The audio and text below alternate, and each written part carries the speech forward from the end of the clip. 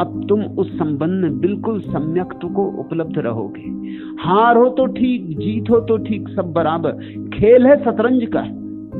मगर हम तो ऐसे मूढ़ हैं कि शतरंज के खेल में भी तलवारें खिंच जाती। जिंदगी के खेल को शतरंज का खेल समझना तो दूर, शतरंज का खेल जिसमें हाथी घोड़े सब लकड़ी के, या समझो कि अगर बड़े अमीर हुए तो हाथी दांत के, सब हाथी घोड़े झूठे, राजा वजीर झूठे। एक अदालत में मुकदमा था 2 आदमियों पर, एक दूसरे का सिर खोल दिया था। पुलिस पकड़ के ले गई। मजिस्ट्रेट ने कहा कि भाई मैं भी इसी गांव में रहता हूं, तुम्हें भली भांति जानता हूं, तुम दोनों दोस्त हो क्या गया? ऐसी कौन सी बात हो गई कि तुम्हारी जिंदगी भर की दोस्ती टूट गई, तुमने एक दूसरे का सिर खोल दिया? दोनों सिर झुका के खड़े हो गए। एक ने दूसरे से कहा तू ही कह दे। उसने कहा कि नहीं तू ही कह दे। मजिस्ट्रेट ने कहा कोई भी कहो, मगर कहो तो। उन्होंने कहा क्या कहें, कहने योग्य बात नहीं। मजिस्ट्रेट ने कहा कहना तो होगा ही, तो मजबूरी में उन्हें कहना पड़ा। उन्होंने कहा मामला ये, अब आप किसी से मत कहना। हम दोनों नदी के किनारे बैठे गपशप कर रहे थे, रेत में बैठे थे। इसने कहा, इसी ने शुरुआत की, इसने कहा कि मैं एक भैंस खरीद रहा हूं। मैंने कहा देख भाई भैंस मत खरीद, अपनी पुरानी दोस्ती अगर कभी मेरे खेत में घुस गई तो मुझसे बुरा कोई नहीं। अब भैंस के पीछे क्या जिंदगी भर की दोस्ती कमानी, और भैंस का क्या भरोसा,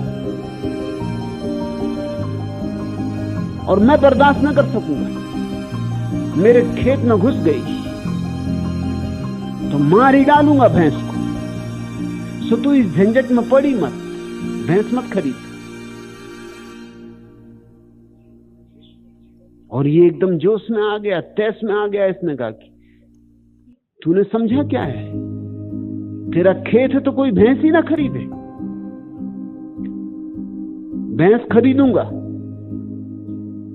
और भैंस भैंस है, अगर कभी खेत में भी घुस गई तो अपनी पुरानी दोस्ती इतनी सी बात में खत्म हो जाएगी। और अगर खत्म होनी है तो खत्म हो गई। ऐसी दोस्ती का क्या मूल्य कि जरा मेरी भैंस तेरे खेत में घुस गई और दोस्ती खत्म, तो आज ही खत्म। और भैंस तो भैंस है, मैं कोई 24 घंटे उसके पीछे नहीं घूमता रहूंगा, कभी घुस भी सकती। और याद रख, मेरी भैंस को अगर हाथ भी लगाया तो मुझसे बुरा कोई नहीं। बात बढ़ गई तो मैंने वहीं कहा कि ठीक तो फिर हो जाए। मैंने वहीं रेत पर अपना खेत खींच के बना दिया कि ये रहा मेरा खेत, हो तेरी हिम्मत तो घुसा दे भैंस। और इसने अपनी अंगुली से एक लकीर खींच के कहा कि ये घुस गई भैंस, कर ले क्या करता है। अब फिर आगे का सब हाल पूरे गांव को मालूम। इसलिए हम संकोच करते हैं, कहना भी क्या, न तो अभी कुछ था ही नहीं, मगर बात बिगड़नी से सो बिगड़ गई, सिर खुल गए। अब हम पछताते हैं, मगर जो हो गया सो हो गया। तुम्हारी जिंदगी क्या है? परमात्मा के सामने खड़े होगे तो ऐसे झुक के कहोगे पत्नी से कि अब तू ही कह दे। पत्नी कहेगी कि आप पति परमात्मा हैं, आप ही कहिए। आपके सामने मैं कैसे बोलूं, आप ही बोलिए। तुम्हारे लड़ाई और झगड़े, तुम्हारी मित्रताएं और शत्रुताएं, सब ताश के खेल, और ताशों पे बने हुए राजा और रानी बस मान्यताएं, मगर हम बड़े उपद्रवों में पड़े हुए। दास पलटू गए सुधारस से छोड़ के भया अजान, तू छाछ पीबे। ये कैसा अज्ञान तुझे घेर लिया है? ये कैसी मूढ़ता, ये कैसी मूर्छा। जिनके पास सहारे उनके पांव हवा छूती है, किस्मत चांदी की जूती है। जिसने नियम कर दिए जीने, उसको छेड़ा नहीं किसी ने। उन पांवों में पड़ी बिवाई जिनमें मजबूती है। दहले पर बैठे जो नहले, हंस लें और सुबह के पहले। जब तक किरण नहीं आती अंधियारे की तूती है। ये जिस जिंदगी को तुम जिंदगी समझ रहे हो, जब तक किरण नहीं आती अंधियारे की तूती है। इसमें जिंदगी जैसा कुछ भी नहीं, बस जब तक किरण नहीं आती अंधियारे की तूती है। और किरण कहां से आनी? किन्हीं दूर 7 समंदर पारों से नहीं। किरण तुम्हारे भीतर सोई पड़ी, उसे जगाना है, उसे झकझोरना है, उसकी नींद तोड़नी है। और एक किरण तुम्हारे भीतर पैदा हो जाए, जरा सी किरण रोशनी की। अंधेरा जरा सा टूटने लगे, फिर तुम चकित होगे कैसे तुम जिए, कैसे व्यर्थ तुम जिए। जहां वसंत हो सकता था वहां केवल पतझड़ ही रहा। जहां फूल खिल सकते थे केवल कांटे लगे। एक समय था जब मुझे लगता था कि मैं किसी पहाड़ पर खड़ा हूं, मन से तन से तगड़ा हूं। लेकिन अब लगता है मैं किसी पहाड़ के बोझ से मर रहा हूं, हर रोज पीले पत्ते सा झर रहा हूं। ये अकड़ बस 2 दिन की है, ये जिंदगी ही 4 दिन की।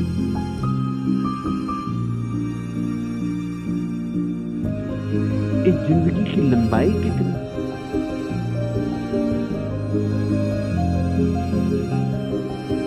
दो आरजू में कट गए तो इंतजार में बस 4 दिन, मांग कर लाए थे 4 दिन। 2 मांगने में, आरजू में, और 2 इंतजार में, प्रतीक्षा में कि अब आया, अब आया, अब मिला, अब मिला। और एक दिन मौत आती है, मिट्टी मिट्टी में गिर जाती है। और मृत्यु के क्षण में बहुत पछतावा होता है कि इस जिंदगी को सोना बना सकते थे, ये मिट्टी ही रह गई। इस सोने में सुगंध भी ला सकते थे और ये मिट्टी ही रह गई। इस कीचड़ में कमल खिल सकते थे और ये कीचड़ और भी कीचड़ होकर समाप्त हो गई। नहीं, ऐसा विषाद तुम्हें पकड़ेगा अगर हरिनाम से अपनी नाव को जोड़ लो। धन्य है संत निज धाम सुख छाड़ी के, आन के काज को देह धारा। पलटू कहते हैं कि चकित होता हूं मैं, चकित होने की बात है। ये इस जगत का सबसे बड़ा चमत्कार है कि बुद्ध पुरुष अपने अंतरलोक को छोड़कर तुम्हें समझाने की चेष्टा में संलग्न होते, अपने भीतर के आनंद को छोड़कर तुम्हारे साथ सिर मारते।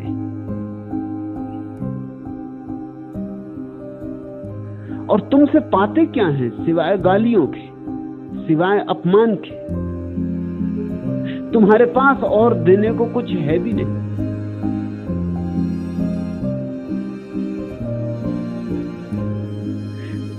तुम्हारे पास गीत तो है ही नहीं, गालियां ही हैं। तुम्हारे भीतर फूल तो खिले ही नहीं, कांटे ही हैं। और जो तुम्हारे पास है वही तुम दे सकते हो। आखिर बुद्धों को तुमने दिया क्या है? जीसस को तुमने क्या दिया? कांटों का ताज। मंसूर को तुमने क्या दिया? हाथ पैर काट लिए, जबान काट ली, गर्दन काट ली। सुकरात को तुमने क्या दिया? जहर। तुम खुद जहर पीते हो और अगर तुम्हें कोई जगाने आ जाए तो तुम बर्दाश्त नहीं करते। इस जगत में बड़े से बड़े चमत्कारों में ये चमत्कार है। धन है संत निज धाम सुख छाड़ी के, आन के काज को देह धारा। कोशिश करते हैं सोए हुए लोगों को जगाने की, उनका काम पूरा हो गया है। चाहे तो इसी क्षण देह से उड़ जाएं, उनका पिंजरा खुल गया है, दरवाजा खुला है। मगर रुके, जितनी देर तक बनता है रुकते, जितनी देर संभव होता है रुकते, कि शायद 2-4 पंछी उनके साथ उड़ने को राजी हो जाएं। उन्हें तो मानसरोवर का मार्ग मिल गया है, लेकिन शायद 2-4 और मानसरोवर के यात्री हो जाएं। ज्ञान शमशेर ले पीठ संसार में, सकल संसार का मोह डारा। लेके तलवार कूल पड़ते हैं संसार में कि लोगों का मोह काट दे। जीसस से किसी ने पूछा है, आप शांति के अवतार हैं, आप जगत में शांति लेके अवतरित हुए। जीसस ने कहा कि नहीं, मैं तलवार लेकर आया हूं। ईसाइयों को बड़ी कठिनाई होती इस वक्तव्य का अर्थ करने में, क्योंकि जीसस और कहें कि नहीं, मैं तलवार लेकर आया हूं, इसकी क्या व्याख्या करें?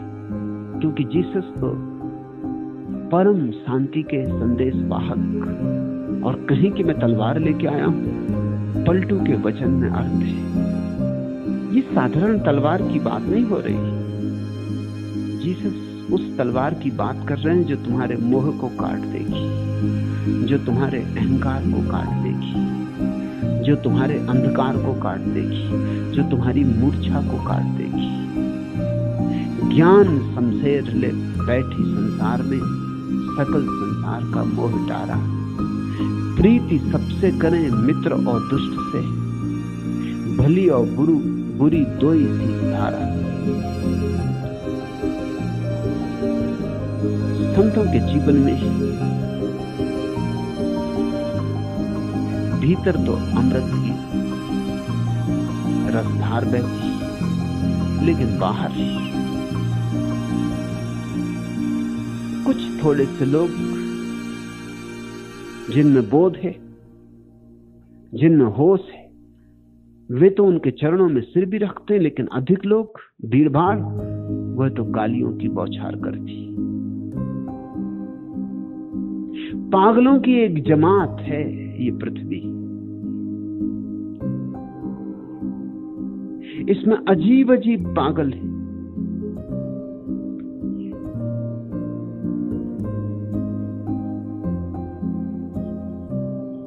जहां अहंकार है वहां पागलपन है, और जहां अहंकार है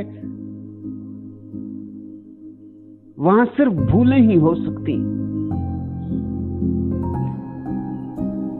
वहां सत्य खो जाता है, सत्य तो दूर, वहां साधारण सज्जनता भी खो जाती।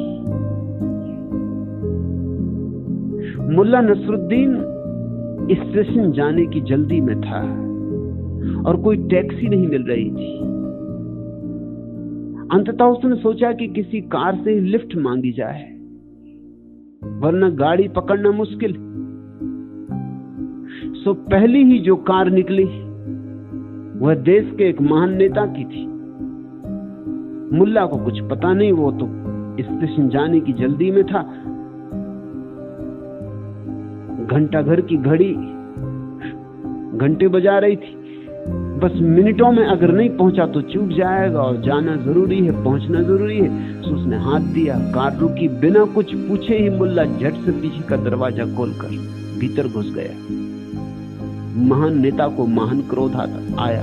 महान नेताओं को महान ही चीजें होती। वे गुस्से में बोले, उल्लू के पट्टे, नीचे उतरो। क्या आपने बाप की गाड़ी समझ रखी? जानते नहीं मैं कौन हूं? हाथ देकर गाड़ी क्यों रोकी? तुम कौन हो गाड़ी रोकने वाले? मुल्ला नसरुद्दीन ने हाथ जोड़े और कहा, अरे अरे क्षमा करें नेताजी, आपकी गाड़ी है, मुझे क्या पता है। मैं तो स्टेशन जाने की जल्दी में था। मैं तो समझा कि किसी सज्जन पुरुष की कार होगी।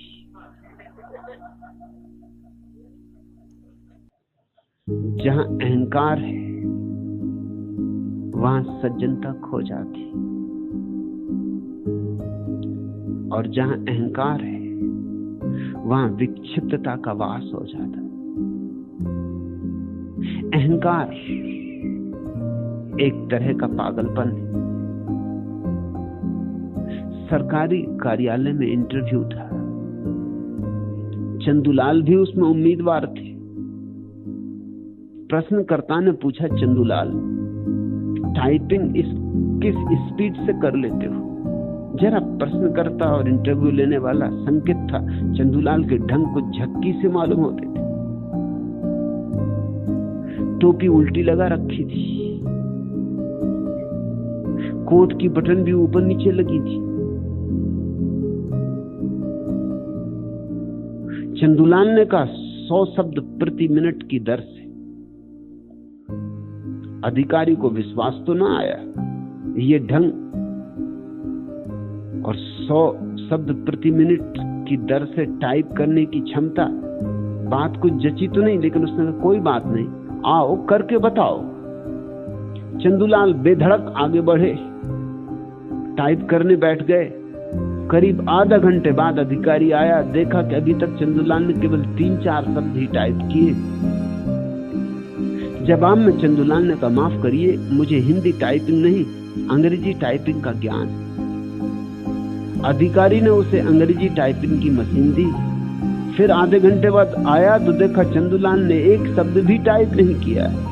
क्यों जी, तुम तो कहते थे अंग्रेजी टाइपिंग बहुत तेजी से कर लेते हो, अभी तक खाली क्यों बैठे हो? जी हाँ, चंदूलाल बोले, हिंदी टाइपिंग यद्यपि मैं तेजी से नहीं कर पाता, लेकिन हिंदी पढ़ते बन जाती। अंग्रेजी में हालत बिल्कुल उल्टी, टाइपिंग तो अपोलो यान की गति से करता हूं, मगर अंग्रेजी पढ़ते नहीं बनती।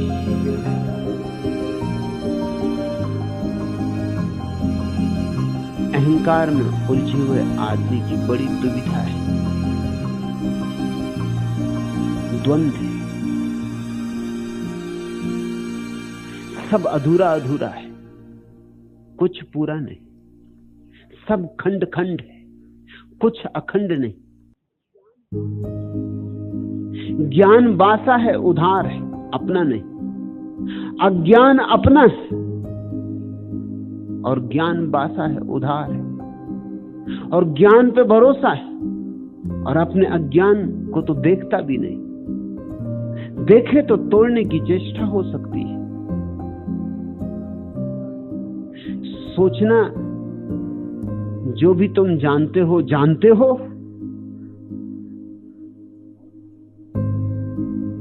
और चकित हो जाओगे। जो भी मूल्यवान है कुछ नहीं जानते। ईश्वर, आत्मा, स्वर्ग, नरक, पाप, पुण्य, कर्म, अकर्म, ये सब तुम बकवास की तरह करते हो। इसमें से किसी भी चीज का तुम्हें कोई स्वानुभव नहीं, मगर लोग ब्रह्म चर्चा कर रहे हैं। इस देश में तो ये दुर्भाग्य और भी घना हो गया है। इस देश में तो सभी ज्ञानी, यहां अज्ञानी तो कोई है ही नहीं।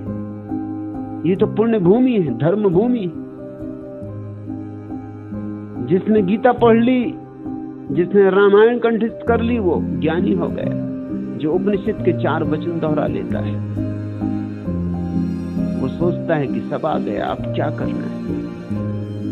इतना सस्ता नहीं है ज्ञान, ऐसे नहीं मिलता ज्ञान। ज्ञान के लिए ध्यान चाहिए।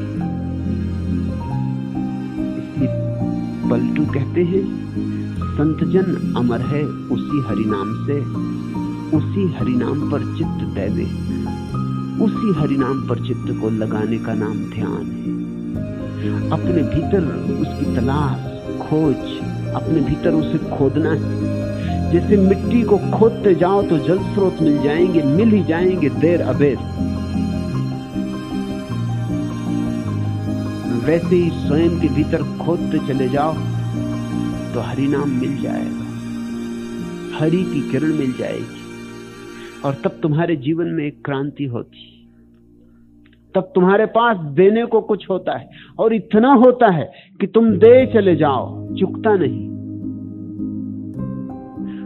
और ध्यान रखना, तुम दोगे लोगों को अमृत और गालियां पड़ेंगी और पत्थर गिरेंगे तुम्हारे ऊपर और फांसी लगाई जा सकती है। ये लोग करेंगे, जो लोग कर सकते हैं वो लोग करेंगे, लेकिन इससे संतों को कुछ भेद नहीं पड़ता।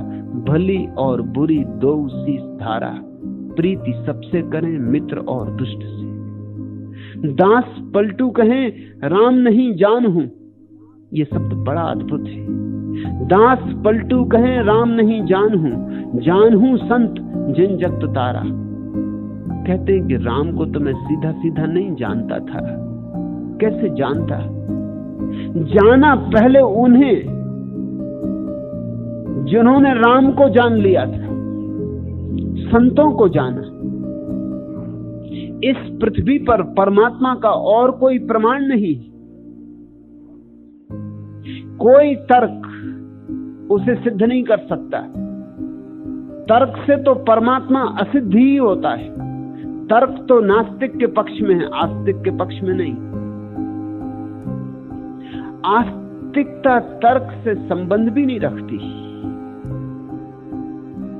तर्क तो निषेध का व्यापार है और आस्तिकता विधेय है। नहीं कहना हो तो तर्क की जरूरत होती, हां कहना हो तो तर्क की कोई जरूरत नहीं होती। तर्क परमात्मा को सिद्ध नहीं करता, कोई प्रमाण नहीं देता। जो तर्क से ही जीते हैं वे अधार्मिक ही रह जाते हैं। जो तर्क से ही जीते हैं उनके जीवन में न कोई गंध होती, न कोई गीत होता, न कोई संगीत होता। जो तर्क से ही जीते हैं वो मिट्टी की तरह ही जीते हैं और मिट्टी की तरह ही नष्ट हो जाते हैं। उनके जीवन में वो परम सौभाग्य की घड़ी आ ही नहीं पाती जब महोत्सव फले, जब दीपावली हो, जब हम शाश्वत के साथ होली खेल सकें। दास पलटू कहे राम नहीं जान हूं।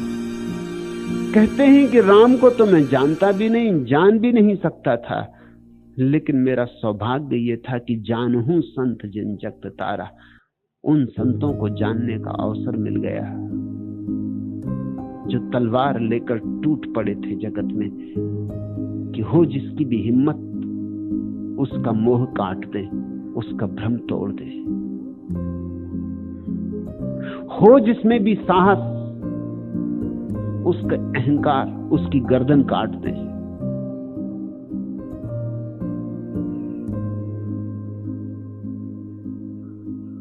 लेकिन जिसने संत को जान लिया उसके लिए परमात्मा के प्रमाण मिलने शुरू हो जाते। संत के सानिध्य में प्रमाण है, संत की तरंगों में प्रमाण है, संत के आसपास बरसते प्रसाद में प्रमाण है। लेकिन इस प्रसाद को, इस तरंग को, इन फूलों की वर्षा को वही झेल पाएगा जो हृदय खोल के बैठे। अगर तर्क में अकड़े, अहंकार में जकड़े, ज्ञान से भरे, पक्षपात की आंखों पे पट्टियां बांधे, कानों में घंटे लटकाए कि कुछ और सुनाई ना पड़े, अगर इस तरह आके संत के पास भी बैठे तो नदी के पास भी आए और प्यासे ही लौट जाओगे। संत के पास तो बैठने की कला है, मिट के बैठना, खाली होके बैठना, शून्य होके बैठना। संत को सुनने का एक और ही ढंग है। स्कूल में, विद्यालय में, विश्वविद्यालय में सुनने का एक ढंग है, संत के पास सुनने का दूसरा ही ढंग है। विश्वविद्यालय में सुनते हो बुद्धि से, संत को सुनना होता है हृदय से। विश्वविद्यालय में सुनते हो विचार से, संत को सुनना होता है प्रेम से।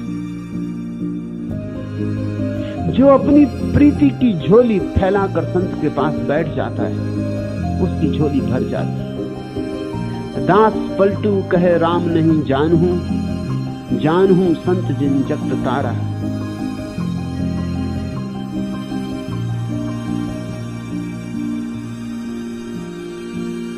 उम्र अबद से खिज्र को बेजार देखकर, खुश हूं फुसूने नरगिसे बीमार देखकर। अब जुस्तजुए दोस्त की मंजिल कहीं भी हो, हम चल पड़े हैं राह को दुश्वार देखकर। अब इससे क्या गरज कि हरम है कि दैर है, बैठे हैं हम तो साया ए दीवार देखकर। राजे फरोगे आखिरे सब कुछ न खुल सका, क्यों खुश है समा सुबह के आसार देखकर। साजे गजल उठा ही लिया हमने ए रविश, उस चश्म नीम बाज का इसरार देखकर। संतों के पास बैठोगे तो गीत उठने ही लगेंगे,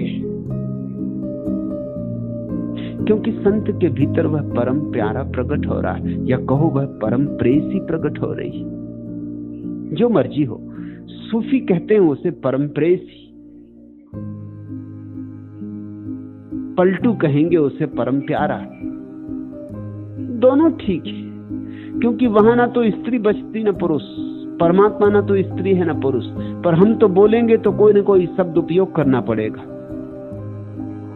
ये सूफियों का वचन है, साजे गजल उठा ही लिया हमने ए रविश, उठाना ही पड़ा, साज उठाना पड़ा, वीणा बजानी पड़ी कि बांसुरी बजानी पड़ी कि मृदंग पर थाप देनी पड़ी कि गजल गानी पड़ी।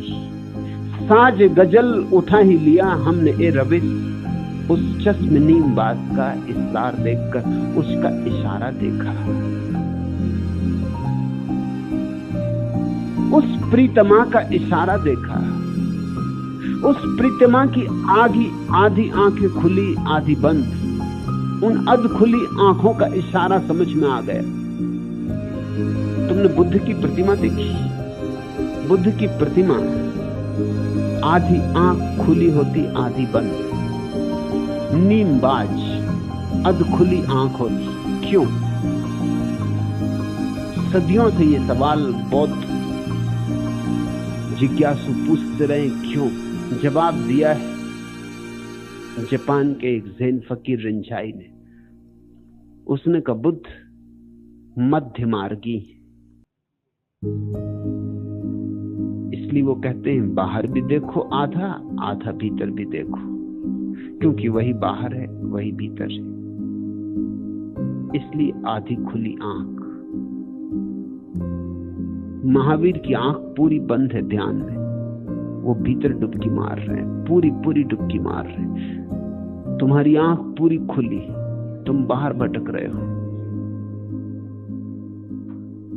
रिंझाई की बात में सच्चाई है।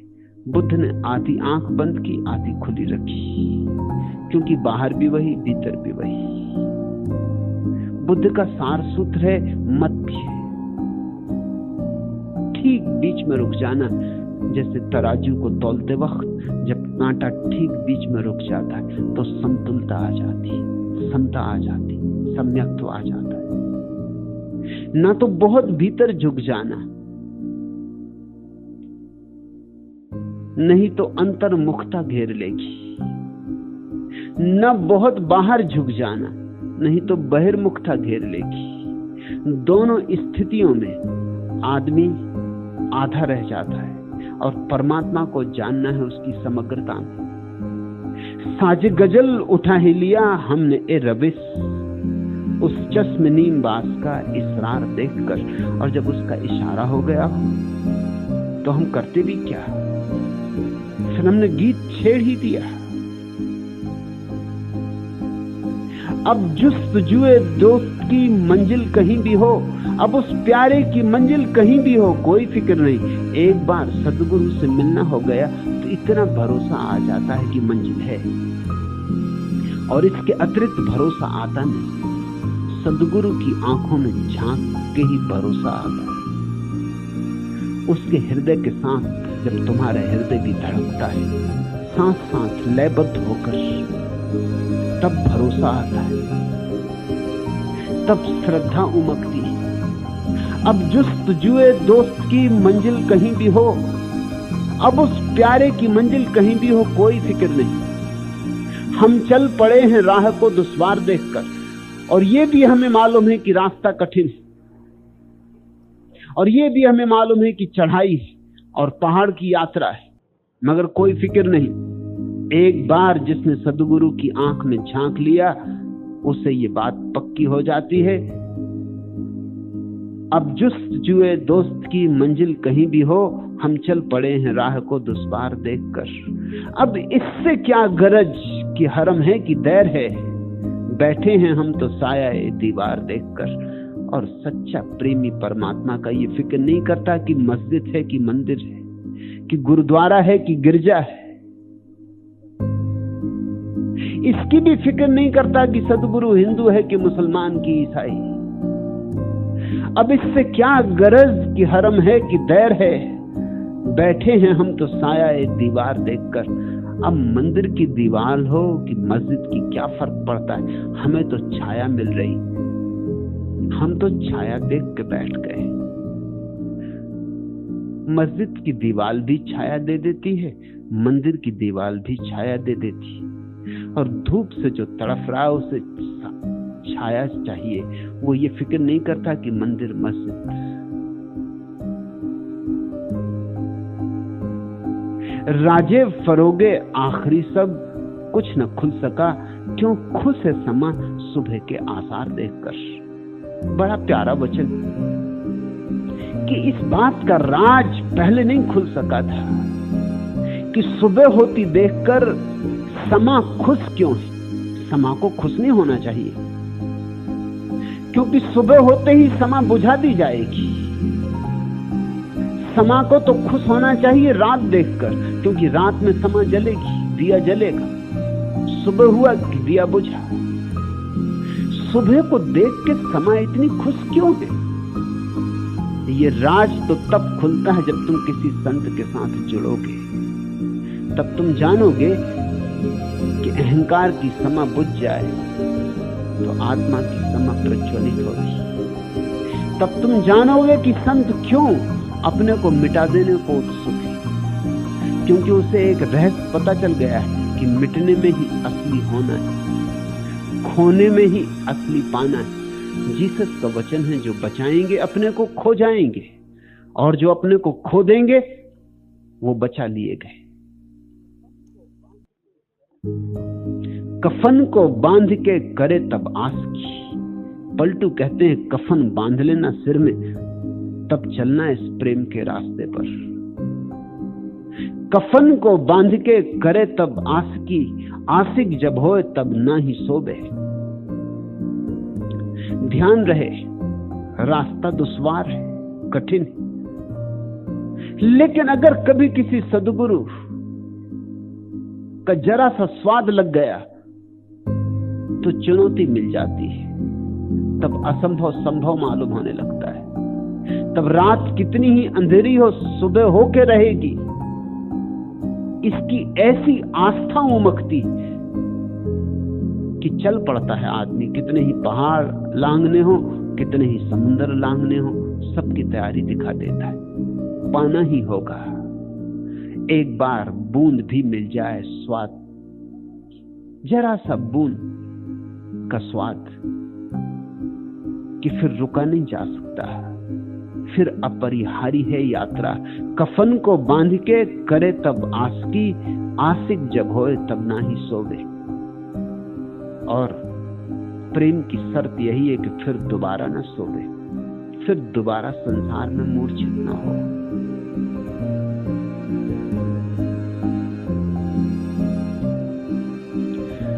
नशाए मैं के सिवा कितने नशे और भी हैं, कुछ बहाने मेरे जीने के लिए और भी हैं।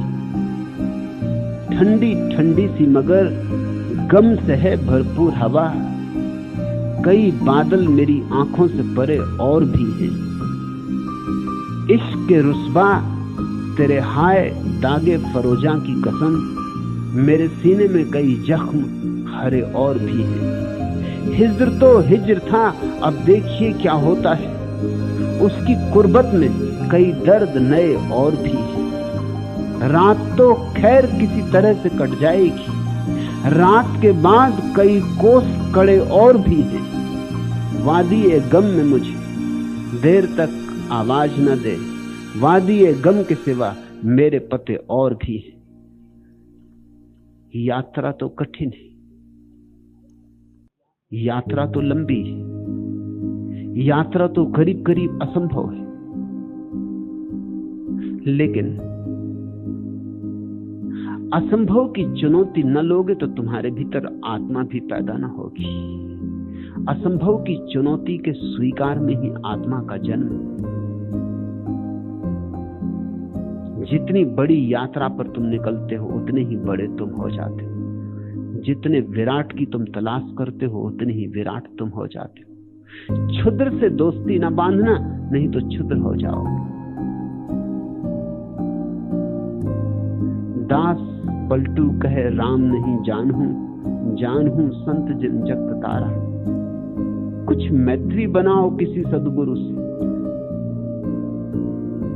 उसकी हाथ की तलवार देखकर भाग मत खड़े होना। काटेगा तुम्हें, जरूर काटेगा, मारेगा तुम्हें, क्योंकि तुम जैसे हो अभी झूठे हो।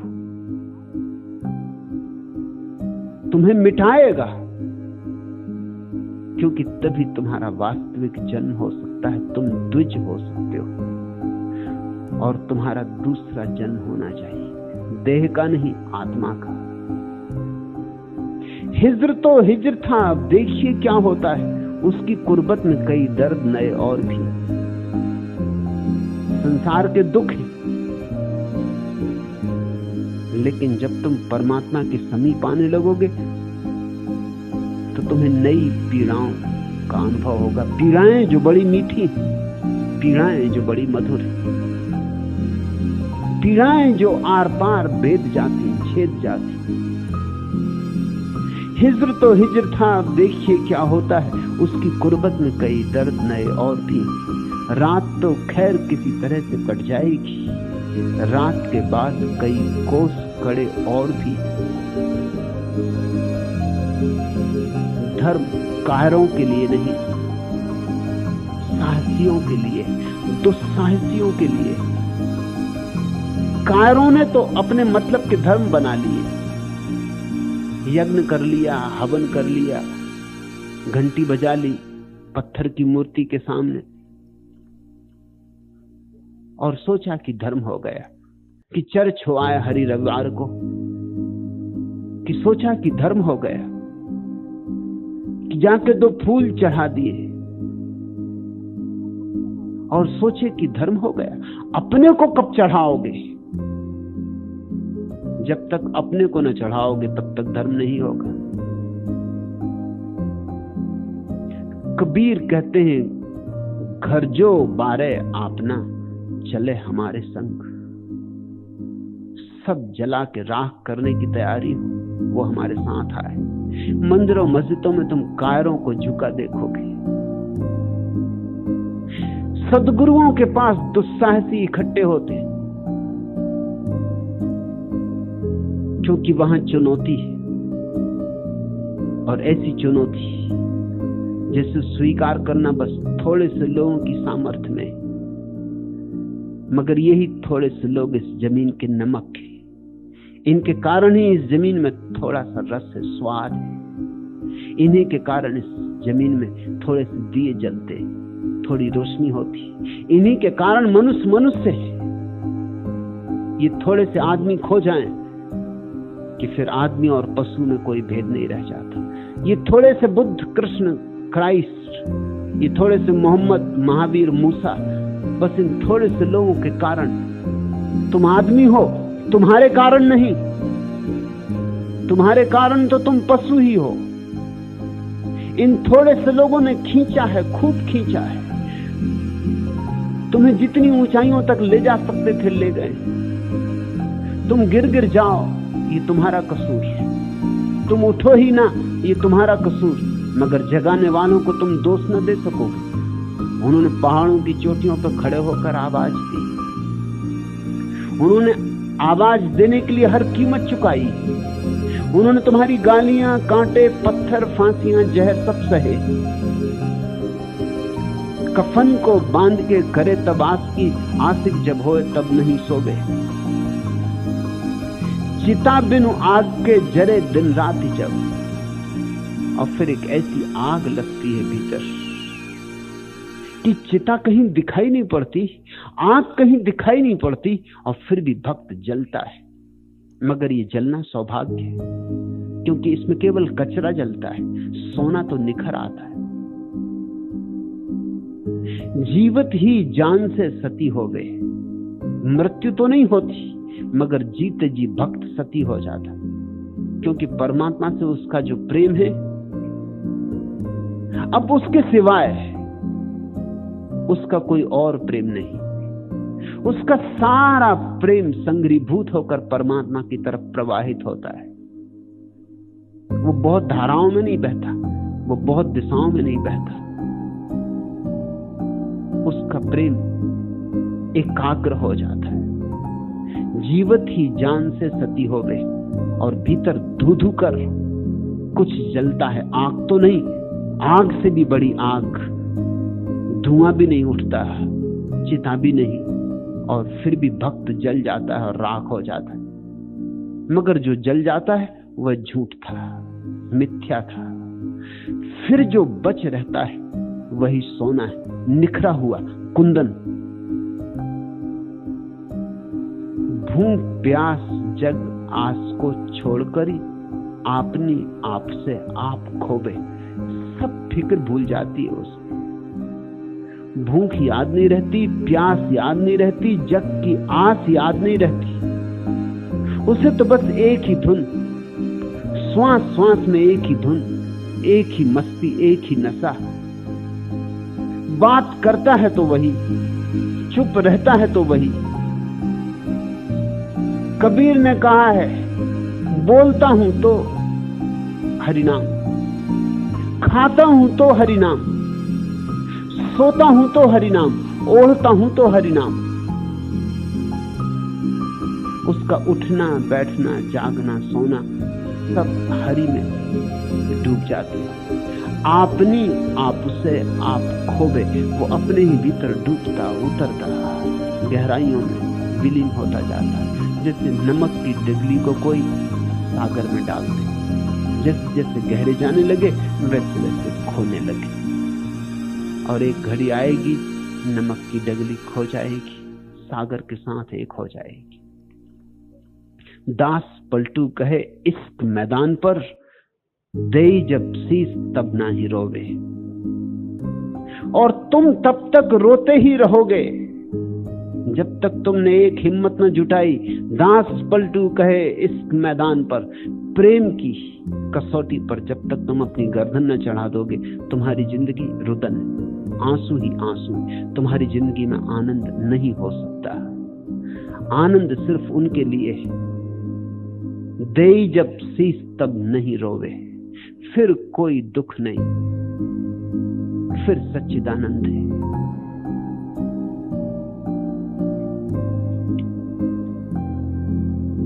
युवावस्था में, यौवन के प्रेम में कभी कभी तुमने ऐसी आग को थोड़ा सा जाना है, जो आग नहीं फिर भी जलाती है। भक्त उसी आग को बड़े विराट रूप में पाता है। जैसे जंगल का जंगल आग लग जाए। प्रेम में, साधारण सांसारिक प्रेम में जो आग है वो तो यूं समझो कि छोटी सी चिंगारी, बुझी बुझी, राख दबी, मगर थोड़ा अनुभव उसमें होता है। इसलिए जिन्होंने प्रेम का अनुभव किया है उन्हें भक्ति का अनुभव समझने में सुविधा होती है। जिन्होंने प्रेम का कोई अनुभव ही नहीं किया उन्हें भक्ति को समझना बहुत कठिन हो जाता है। यौवन सुरा जगी है, मेरे भरे भरे मन में यह कैसी आग लगी है।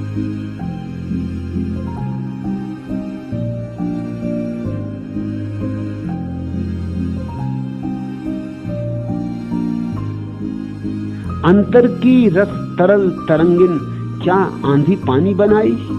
या आंधी पानी के स्वर में नए प्रणय ने बीन बजाई। दो तूफानों में विवेक मति ठिठकी ठगी ठगी। साख पात को मत प्रभंजन जो झकझोर रहा है। मन के बीच मदन सर बैठा कसक मरोड़ रहा है। लहरों पर चढ़ी चेतना चंचल फिरती भगी भगी। यह उन्मद मौजों का मेला मन क्यों बांध सकेगा। इस अस्थिरता में क्यों अपनी तरनी साध सकेगा। रूप चाहती हुई भावना रस में पगी पगी है। मेरे भरे भरे मन में यह कैसी आग लगी है। दो तूफानों में विवेक मति ठिठकी ठगी ठगी है। लहरों चढ़ी चेतना चंचल फिरती भगी भगी है। रूप चाहती हुई भावना रस में पगी पगी। ये तो साधारण प्रेम का वर्णन है, मगर इसको ही अनंत गुना कर लो, अनंत अनंत गुना कर लो। महावीर ने कहा है अनंत अनंत, अनंत को भी अनंत से गुणित कर दो, तब तुम जान पाओगे जो आग ध्यानी को या भक्त को लगती है। एक क्षण में सारा संसार भस्मीभूत हो जाता है। फिर जो शेष रह जाता है वही हरि, वही राम। फिर उससे तुम जो नाम देना चाहो, निर्वाण, मोक्ष, कैवल्य, आत्मा, परमात्मा, सब नाम का भेद है।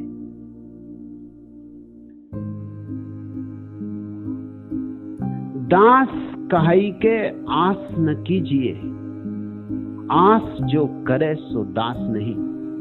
और जब एक बार किसी गुरु के चरणों में दास हो जाओ, एक बार जब किसी गुरु के चरणों में कह दो बुद्धम शरणम गच्छामि, संघम शरणम गच्छामि, धम्मम शरणम गच्छामि, तो फिर एक बात याद रखना, फिर अपनी कोई आस मत रखना। दास कहिए आस न कीजिए, आस जो करे सो दास नहीं। छोटे छोटे शब्दों में गहरे सत्य भर दिए पलटू। सीधे साधे आदमी, लेकिन पते की बात कह दी। समझे उनके लिए इशारे काफी।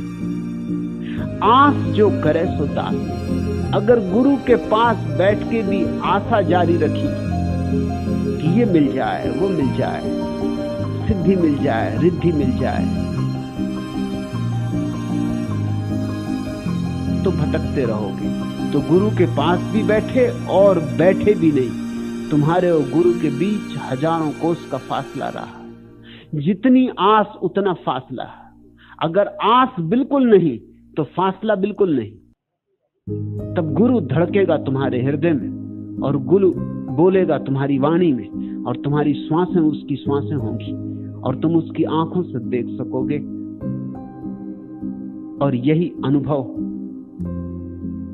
सत्संग है, जब गुरु की आंखों से देख सको, उसके हाथों से छू सको, उसके हृदय से अनुभव कर सको। जब सब फासले गिर जाएं। प्रेम तो एक जो लगा संसार में, भक्ति गई दूरी अब जग तमाई। एक तो प्रेम है जो संसार में लगा हुआ है, बाहर भटक रहा है।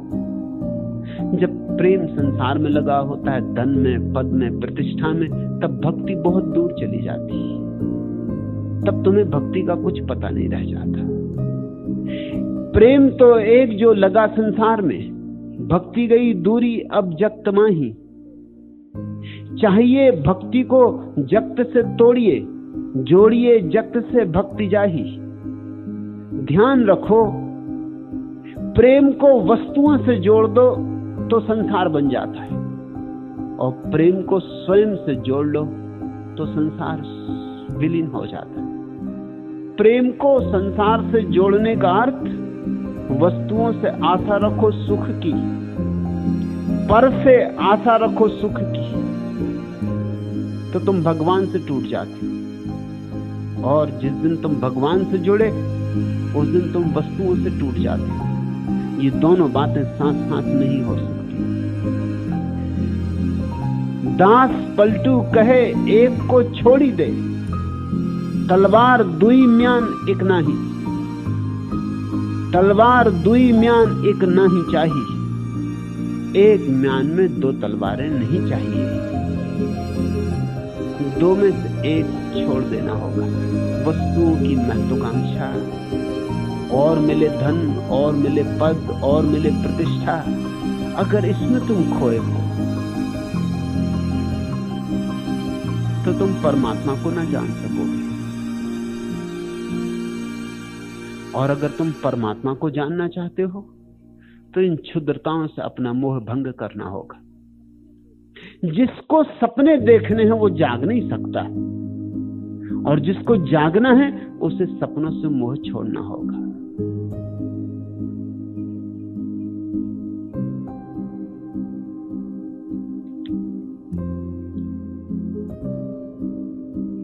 लेकिन हमारे मोह है बड़े अजीब मोह, मरते मरते तक नहीं छूटते। एक नेताजी अपने जीवन की आखिरी सांसें गिन रहे थे। ये पहला ही अवसर नहीं था, वे महापुरुष पहले भी कई बार मर चुके थे, मगर बार बार जिंदा हो गए थे। आखिर नेता लोग इतनी आसानी से मर भी तो नहीं जाते।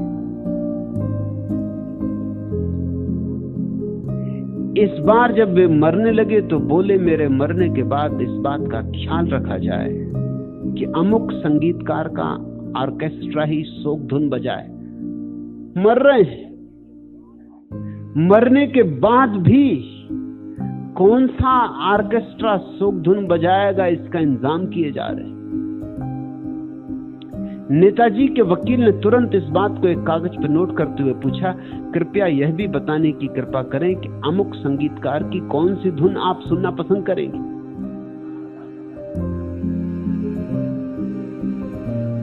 मर के भी लोग संसार को छोड़ते नहीं, इसलिए तो दोबारा आना पड़ता है। जीते जी भी पकड़े रहते हैं, मर के भी पकड़े रहते हैं। मौत भी आ जाती तो भी तुम्हारी मुट्ठी नहीं खुलती। मौत भी आती रहती फिर भी तुम जागते नहीं। इतनी चोट पर चोट खाते हो मगर होश नहीं आता। संसार से अगर इतना प्रेम लगा रखा है तो फिर भक्ति बहुत दूर है।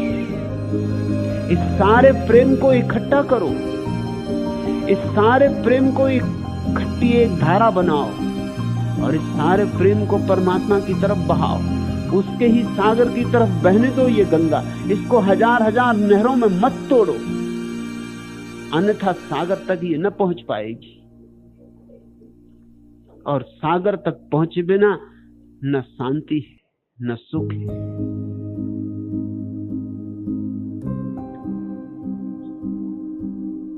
मिल जाए मैं तो सजदाए शुक्राना चाहिए, पीते ही एक लफ्ज से मस्ताना चाहिए। हाँ, एहतराम मस्जिद तो बुतखाना चाहिए, मजहब की पूछिए तो जुदा गाना चाहिए। रिंदान मैं परस स्याह मस्त ही सही, ए शेख गुफ्तगू तो शरीफाना चाहिए। दीवानगी है अक्ल नहीं है कि खाम हो, दीवाना हर लिहाज से दीवाना चाहिए। इस जिंदगी को चाहिए सामान्य जिंदगी, कुछ भी न हो तो शीशा हो पैमाना चाहिए। दीवानगी है अक्ल नहीं है कि खाम हो। ये जो भक्ति है दीवानगी है, ये कोई अक्ल नहीं है कि कच्ची चीज हो। अक्ल तो हमेशा कच्ची होती, अक्ल कभी पक्की होती ही नहीं। अक्ल तो हमेशा बचकानी होती। कितना ही बड़ा पंडित हो, अक्ल तो बचकानी ही होती। अक्ल प्रौढ़ता जानती नहीं, प्रौढ़ता तो प्रेम की होती, परिपक्वता तो प्रेम की होती। प्रेम जिन्होंने नहीं जाना वे कच्चे ही रह जाते।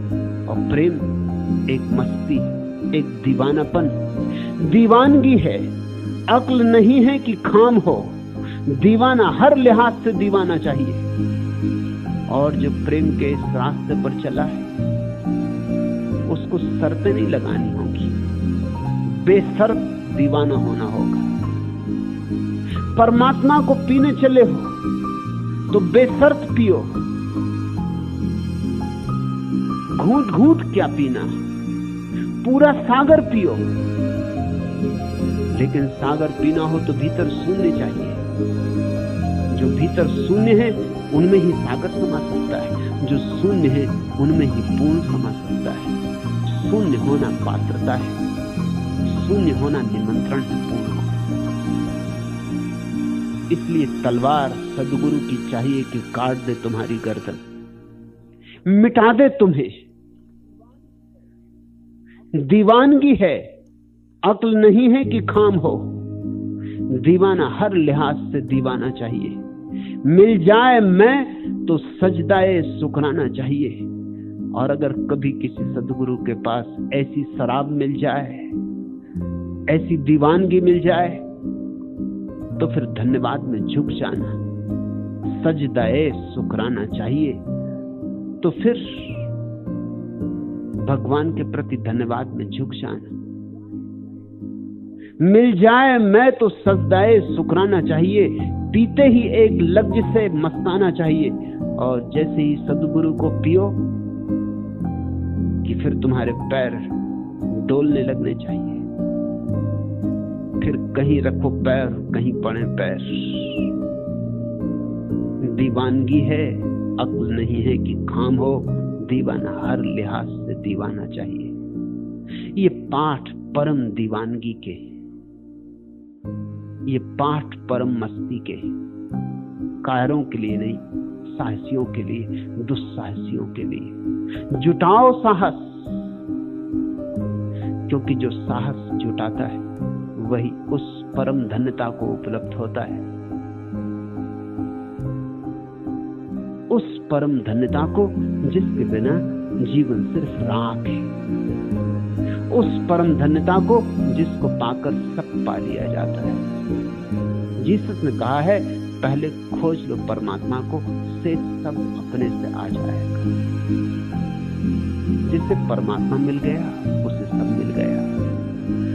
तुम सब पालो, और अगर परमात्मा को न पाया तो याद रखना, बार बार कहता हूं, याद रखना, मरते वक्त बहुत पछताओगे, लेकिन फिर पछताए होत का, जब चिड़िया चुग गई खेत। आज